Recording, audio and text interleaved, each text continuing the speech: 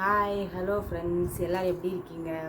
இன்றைக்கி வந்து கிச்சனுக்கு வந்து ரொம்ப யூஸ்ஃபுல்லான ஒரு விஷயந்தான் சொல்ல போகிறேன். நம்மளை மாதிரி லேடிஸ்க்கு வந்து கிச்சனில் வந்து ரொம்ப இம்பார்ட்டண்ட் எது சொல்லுங்கள் கமெண்ட் பாக்ஸில். அது இல்லைன்னா நமக்கு வந்து ஒரு கையே கிடையாது. அந்த மாதிரி வந்து அது வந்து நமக்கு வேணும், இல்லைன்னா அவ்வளோதான். ஓகேவா? அது வந்து நமக்கு எல்லாத்துக்குமே யூஸ்ஃபுல் ஆகும் நமக்கு. அந்த மாதிரி ஒரு விஷயத்தை பற்றி தான் இன்றைக்கி நான் சொல்ல போகிறேன். வீட்டில் வந்து புதுசாக இருக்குது, புதுசாக வாங்கிட்டு வந்திருக்கேன். ஓகேவா? வாங்க வீடியோக்குள்ளே போகலாம். என்ன அப்படின்னா, என் வீட்டில் வந்து அது மிக்சி தான். என் வீட்டில் வந்து ஒரு மிக்சி இருக்குங்க. அது ரொம்ப வருஷம் ஆயிடுச்சு, 10 வருஷத்துக்கு கிட்டத்தட்ட ஆயிடுச்சு.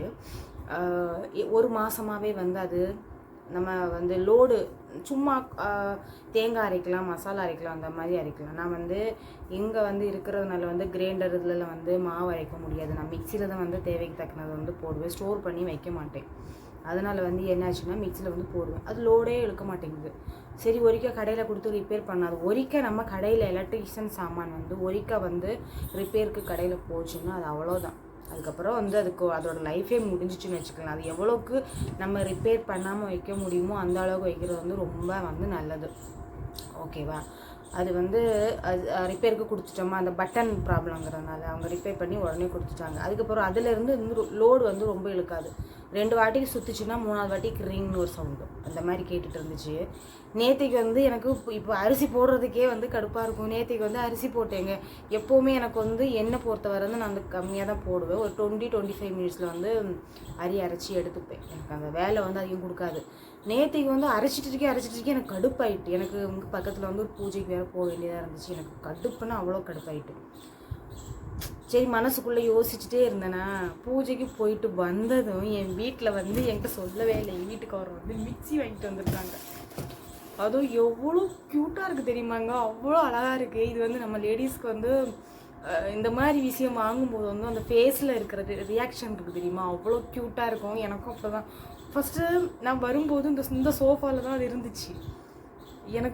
எனக்கா இல்லை யாருக்கு யாருக்கோ கிஃப்ட் கொடுக்கக்கா அப்படின்னு நினச்சிட்டு யோசிச்சுட்டே இருந்தேன். வீட்டுக்காரர் தூங்கிட்டு இருந்தாங்க. என்னடி இடி எடுக்க விட மாட்டேங்குதுங்க, என்னன்னு தெரியல. சரி வா, நம்ம பேசுவோம் வா. நான் வரேங்க, அவளை சமாளிச்சுட்டு வந்துடு.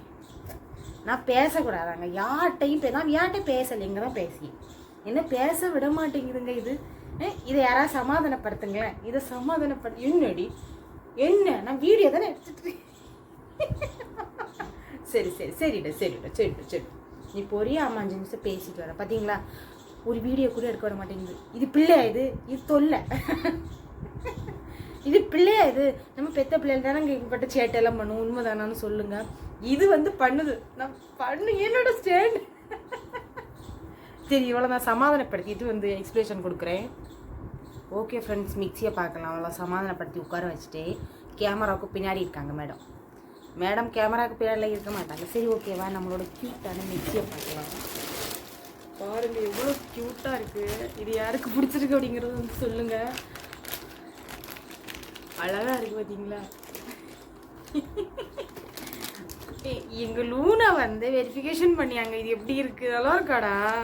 அவளுக்கு கூட இது பிடிச்சிருக்கு. எனக்கு ரொம்ப பிடிச்சிருக்குங்க.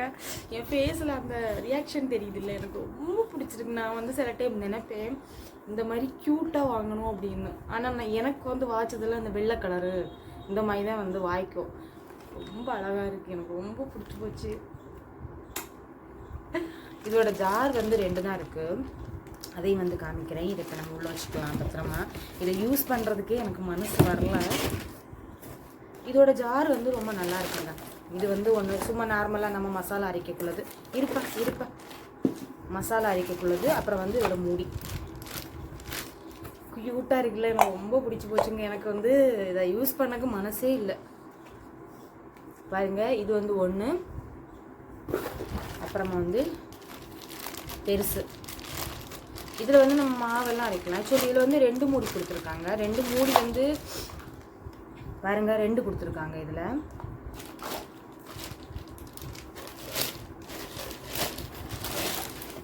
சாரிங்க, இதில் வந்து 2 ஜார் இருக்கு. நான் இப்போ தான் கவனிக்கேன்.